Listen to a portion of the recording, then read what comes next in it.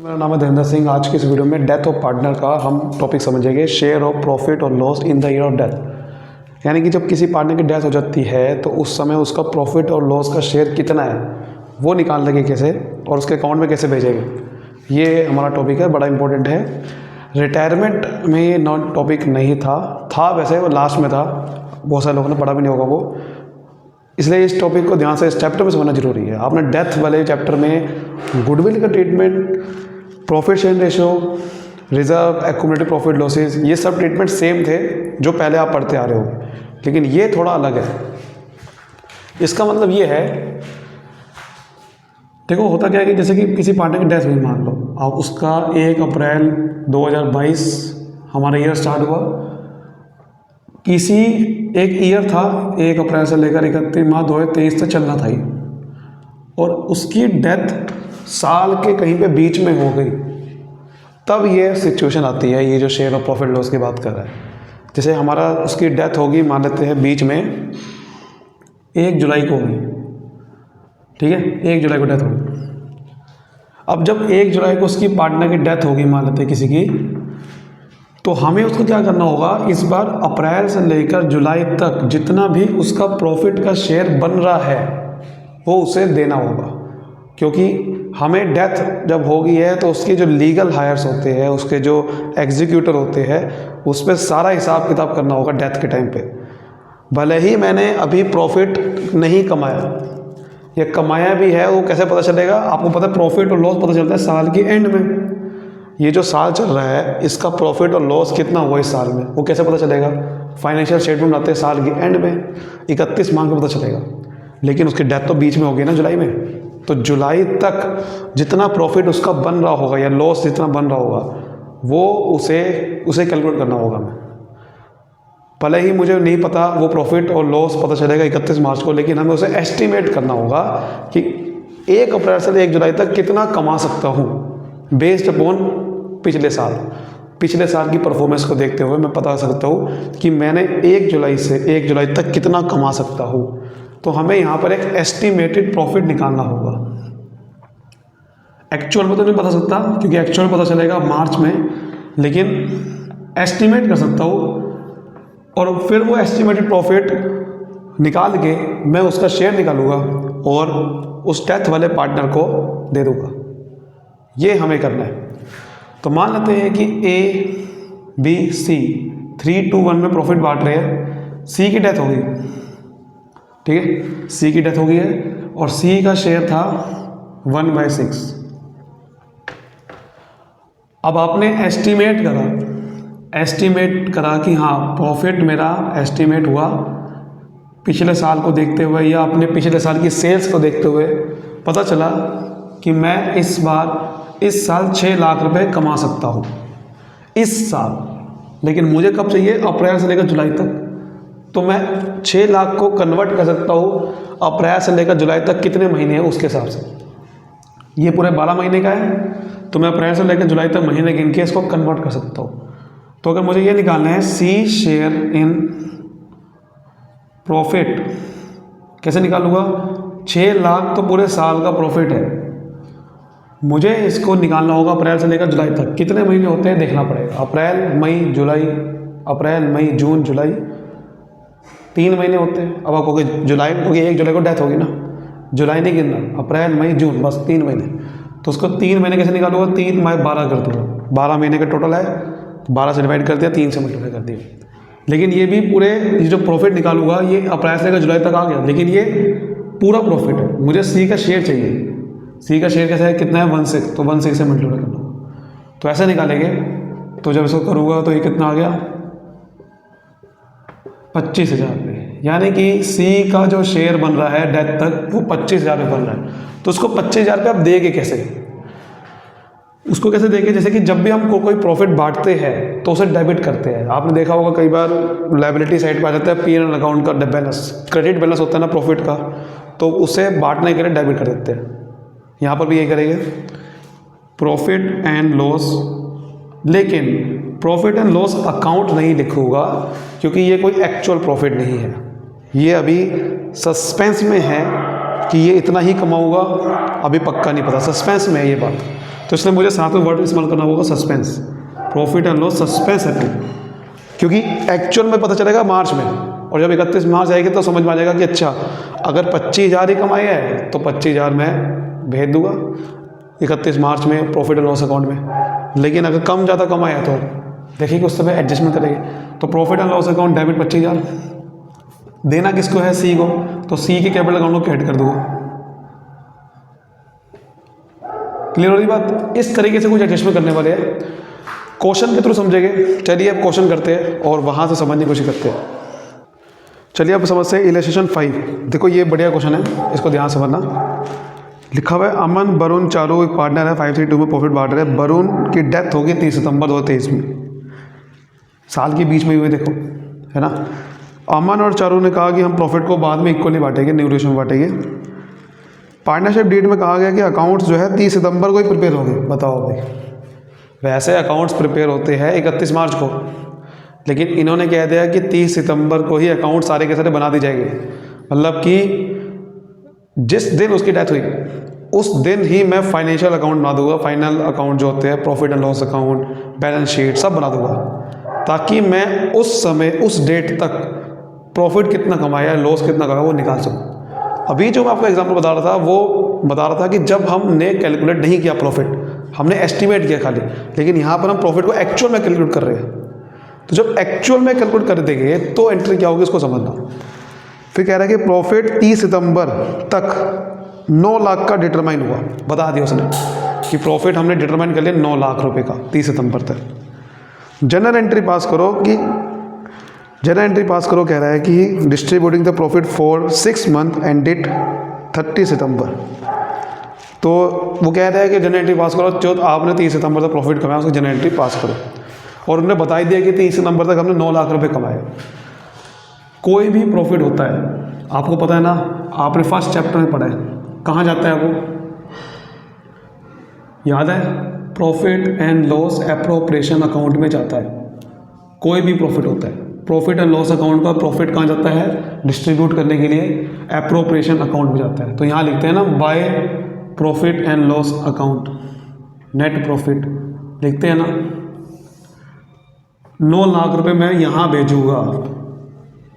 जब भी प्रॉफिट को बांटना है तो मुझे एप्रोप्रिएशन भेजना है, फिर मैं पार्टनर्स कैपिटल अकाउंट में भेज देता हूँ, है ना, ऐसे करें।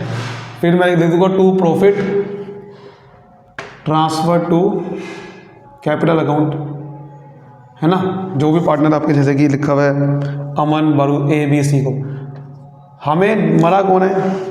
वरुण, हमें सिर्फ वरुण की एंट्री करनी, सबकी नहीं करनी। तो इसकी जनरल एंट्री हमें करनी है, बस यहाँ पर करके दिखानी। जनरल एंट्री क्या होगी? क्रेडिट है ना ये प्रॉफिट एंड लॉस एप्रोप्रिएशन। जब profit and loss appropriation account से प्रॉफिट को बांटना है तो उसे डेबिट करते हैं। मैंने क्या बताया आपको, जब भी प्रॉफिट बटेगा डेबिट करेंगे। तो जनरल एंट्री ये होगी, profit and loss appropriation account से इस बार बांट रहे हैं ना, सस्पेंस अकाउंट नहीं लिखेंगे, क्योंकि सस्पेंस अकाउंट तब लिखते जब एस्टिमेटेड हो, लेकिन जब एक्चुअल में कैलकुलेट कर लिया तो हमने इस अकाउंट में भेज दिया, तो इस अकाउंट से बांट रहे हैं, तो इसका अकाउंट का नाम आएगा profit and loss appropriation account, debit 9 lakh रुपए से, ठीक है। लेकिन अब देखो वो कह रहा था जनरल एंट्री पास करो डिस्ट्रीब्यूट करने की। इसने ये नहीं कहा कि सिर्फ वरुण को कितना देना शेयर, वरुण का शेयर नहीं, तीनों को ही बांटना पड़ेगा, ABC को ही बांटना पड़ेगा। अगर ये कहते खाता वरुण का खाली एंट्री करो तो वरुण की करते हैं, लेकिन अब तीनों को ही बांटते हैं। फिर तो to Arun capital account, Arun को भी बटेगा फिर, और टू वरुण कैपिटल अकाउंट, मेन तो वैसे वरुण का शेयर है, मेन तो वरुण को निकालना था, टू चारू कैपिटल अकाउंट, यही है ना। तो 9 लाख को बांटेंगे किस रेशो में? जो रेशो 532 दे रखी है क्वेश्चन में, उसको 532 में बांटेंगे तो ये कितना आ जाएगा? 4.5 लाख, 27 लाख, सॉरी हाँ 16,70,000 रुपये और 1,80,000 रुपये, समझ गए? ऐसे करना है। सो यहाँ लिखेंगे being profit up to 330 up to 6 profit for 6 month distributed, ठीक है, among all partners. So being profit up to 30 September 2023 distributed among partners in old profit sharing ratio. Clear होगी बात? कैसे करते हैं? ऐसे करना होता है। क्लियर होगी बात? चलिए एक और देखते हैं, रिलेशन 6 देखते हैं, ये भी बढ़िया है। रमन दमन करण पार्टनर है, 3 to 1 में प्रॉफिट बांट रहे हैं। दमन मर गया 30 जून को 2023 को। रमन और करण ने डिसाइड करा कि बिजनेस को हम कंटिन्यू करेंगे। प्रॉफिट और लॉस जो शेयर है डिसीज पार्टनर का from the beginning of year up to the date of death, वो एस्टिमेट किया गया लास्ट ईयर प्रॉफिट से। मैंने क्या बताया एस्टिमेट कैसे करते हैं? पिछले परफॉर्मेंस से। तो कह रहा है कि पिछले साल की परफॉर्मेंस हमने देखी थी, 3,60,000 रुपये कमाए थे, उसके हिसाब से हमने एस्टिमेट किया कि इस साल में कितना कमाऊंगा। तो इस बार कितना कमाऊंगा? मुझे एक चीज़ बताओ, प्रॉफिट ऑफ लास्ट ईयर कितना है? 3,60,000 रुपये। तो एस्टिमेटेड यानी कि इस साल भी कितना कमाऊंगा? 3,60,000 रुपये कमाऊंगा। यही कह रहे हो कि पिछले साल के देखते हो और बता दो कि कितना साल, अगर पिछले साल में इतना कमा रहा हो तो इस साल भी इतना ही अनुमान है कि इतना कमाऊंगा।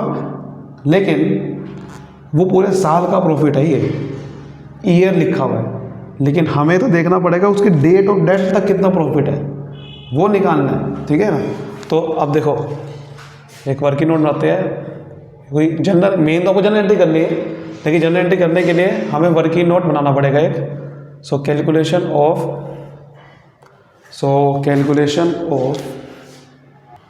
ठीक है, calculation of share of profit और लॉस और deceased partner up to date of death. ठीक है, उसकी डेथ तक उसका शेयर प्रॉफिट और लॉस का कैलकुलेट करना है मुझे, ये करना है। तो हमने कैसे एस्टिमेट किया? हमने कहा कि देखो एस्टिमेटेड प्रॉफिट कितना होगा, estimated profit for current year या दिस ईयर कह दो। ठीक है, इस साल का हमने प्रॉफिट कैसे पता करा? पिछले साल को देखते हुए कि पिछले साल 3,60,000 कमाए तो इस साल भी 3,60,000 कमाऊंगा, लेकिन ये पूरे साल का है तो मैं up to the date of death तक निकालना है, यानी कि 30 जून तक। तो यहाँ लिखिए profit, estimated profit up to 30 June 2023। 30 जून तक कितना प्रॉफिट होगा वो मुझे निकालना पड़ेगा, 30 जून तक, क्योंकि इसकी डेट 3 जून को हुई है। तो 3,60,000 रुपये तो पूरे साल का है। साल कब स्टार्ट होता है? अप्रैल से। ठीक है ना, अप्रैल से स्टार्ट होता है। तो अप्रैल से लेकर 30 जून तक कैलकुलेट करो। अप्रैल पूरा महीना, फिर मई, फिर जून, 3 महीने। तो 3/12 करूँगा 3 महीने कैलकुलेट करने के लिए। ठीक है, 12 से डिवाइड करना है और जितने महीने से कैलकुलेट करना है। ठीक है, तो 3/12 कर दिया। लेकिन ये भी प्रॉब्लम है, चलो एस्टिमेट प्रॉफिट कितना लेगा अगर ये करूँगा तो 90,000 रुपये आ गया। अब ये भी एस्टिमेट प्रॉफिट हमने निकाल लिया, लेकिन अब मुझे इसका निकालने की डिसीज पार्टनर का शेयर कितना है, यानी कि जो उसकी डेथ हुई है दमन की, तो दमन का शेयर निकालना पड़ेगा। ठीक है, दमन शेयर, तो 90,000 रुपये तो भैया प्रॉफिट है 30 जून तक जो मैंने निकाला, लेकिन उसका शेयर उसमें कितना है? दमन का शेयर निकाले कि देखो ऊपर प्रॉफिट शेयर रेशो देखे 3 to 1, तो दमन का हो जाएगा 2/6। ठीक है, तो उसको करूँगा तो ये कितना आ गया? 30,000 रुपये, यानी कि दमन को 30,000 रुपये देने हैं। तो अब इसकी जनरल एंट्री करनी है, जनरल का फॉर्मेट बना लेना। तो अब यहाँ पर आपको समझना है कि जब एस्टिमेटेड प्रॉफिट निकाला गया तो सस्पेंस अकाउंट अब आएगा, यानी कि profit and loss suspense account debit करूँगा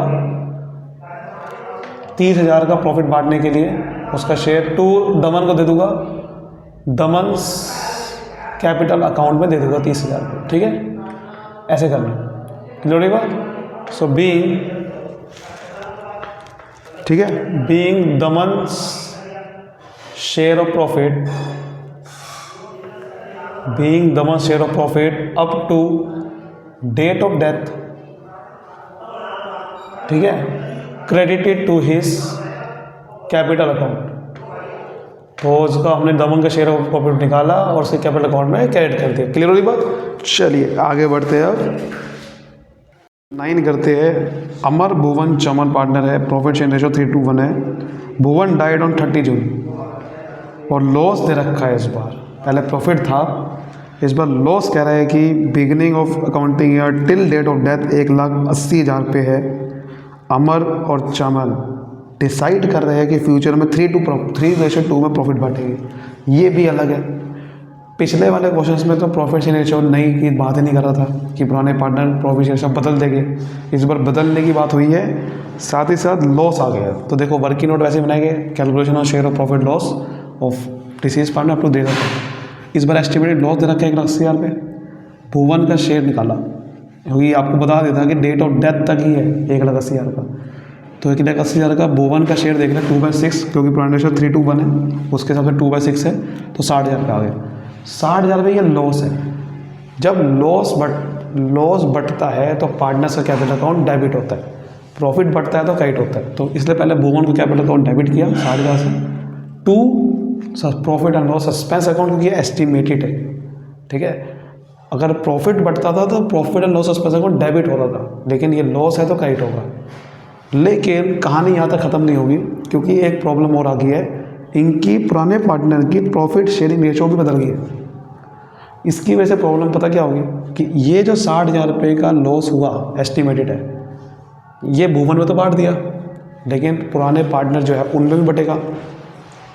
उनमें चलो बटेगा, कौन सी रेशो में बटेगा? ओल्ड, उनमें बटेगा ना ये, क्योंकि आपने एस्टिमेट किया था तीनों में बटेगा, बट हम तो भुवन का दिखा रहे सिर्फ, बटेगा तीनों में। तो ऐसे केस में उनको बट जाएगा ओल्ड रेशो में। लेकिन फ्यूचर में तो प्रॉफिट शेयर रेशो बदलने वाली है, उनको तो हो जाएगा फ़ायदा। चलो अगर उनको आज नहीं बांटेंगे, फ्यूचर में बांटेंगे, तो उनका जो रेशो बदल गई उसकी वजह से किसी को फ़ायदा होगा, किसी को नुकसान होगा। याद है ना, जब नई रेशो आती है तो किसी को गेन होता है तो किसी को सेक्रीफाइस भी होता है। तो वो गेन और सेक्रीफाइस ना हो फ्यूचर में, वो आज ही उसका सेटलमेंट कर लेंगे। वो कैसे करेंगे कि ये जो 60,000 रुपये का भुवन का शेयर है, इसका नुकसान किसी को फ़ायदा भी हो सकता है, किसी को नुकसान भी हो सकता है। क्योंकि आपने जो 60,000 रुपये का ये सस्पेंस अकाउंट में निकाला प्रॉफिट, यही 60,000 रुपये हम क्या करेंगे, इनके पुराने पार्टनर के कैपिटल अकाउंट से एडजस्ट कर देंगे। हम क्या निकालेंगे? सबसे पहले देखो गेनिंग रेशो निकालेंगे।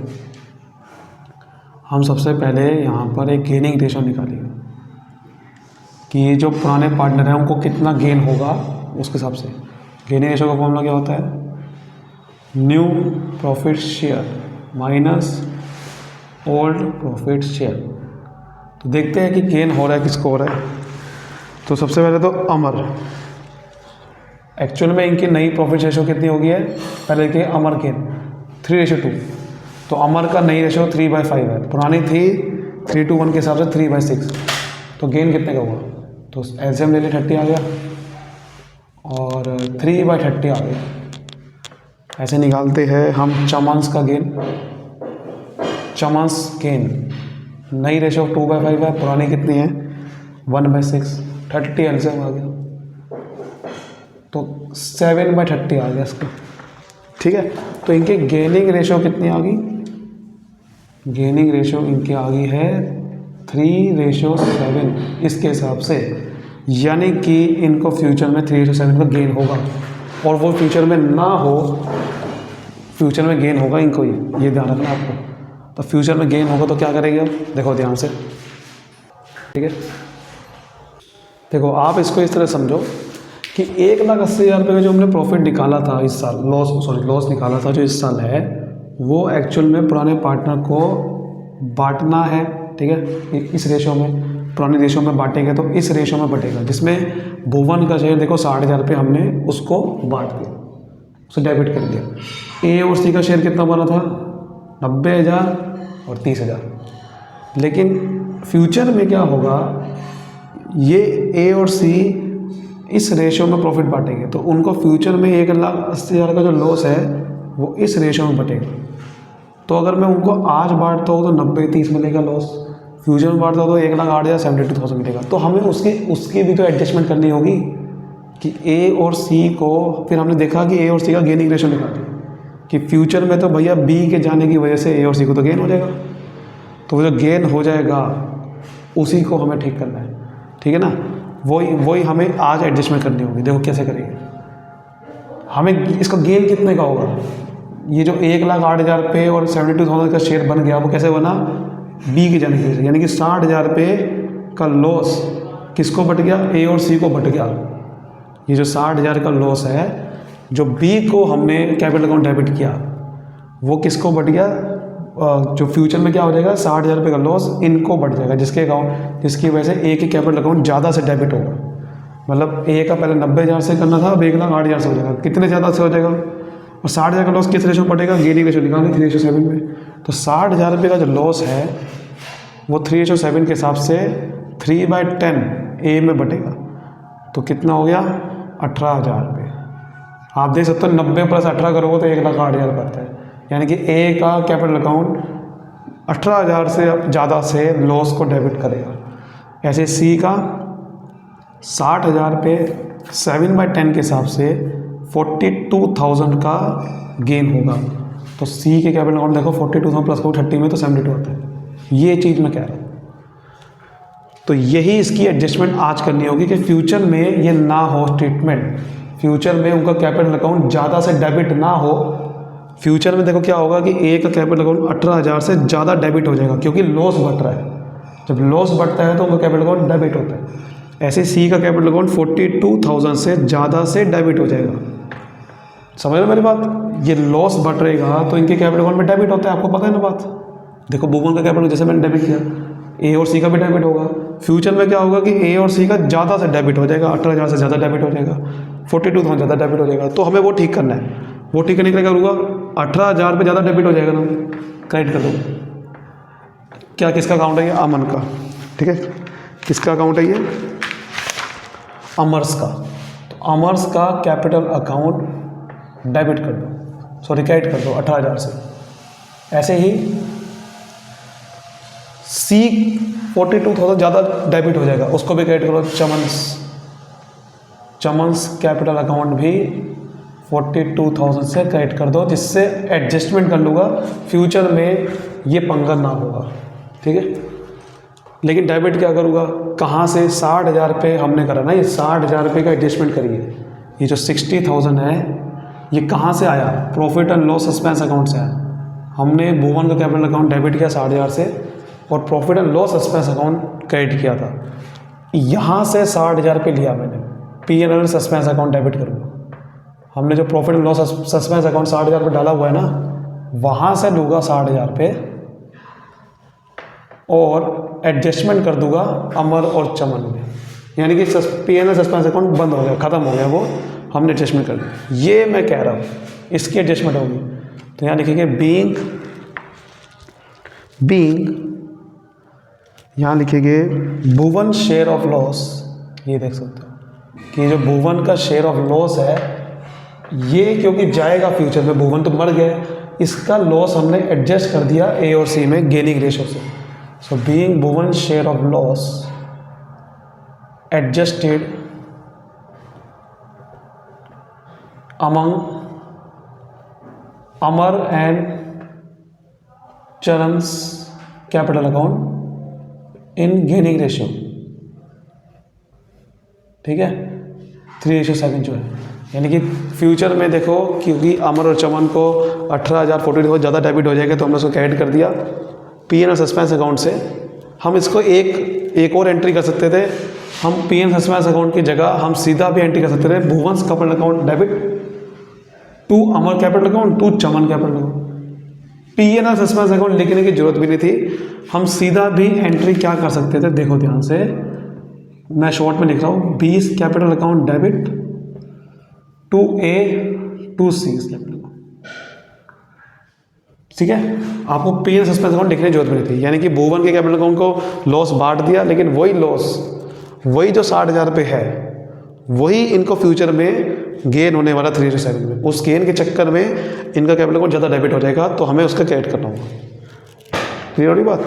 बस ये आपको समझना है कि जब भी रेशियो चेंज हो जाए तब आपको एडजस्टमेंट भी करनी है कि जो फ्यूचर में इनको गेन हो जाएगा, गेनिंग रेशियो निकालनी होगी। वहाँ से आपको समझना होगा कि अगर उनको ज़्यादा, उसका कैपिटल अकाउंट डेबिट हो रहा है ज़्यादा तो उसे क्रेडिट कर दो। क्रेडिट हो रहा है, अगर ये प्रॉफिट होता तो मैं इनके कैपिटल अकाउंट को डेबिट करता और P&L सस्पेंस अकाउंट क्रेडिट करता। सो ये थी आज की वीडियो में, और आगे और भी वीडियोस आती रहेगी। अगर आप चाहते हो कि मैं और क्वेश्चंस की वीडियो बनाऊँ तो वीडियो को लाइक करें, सब्सक्राइब करें। Thank you so much, all the best.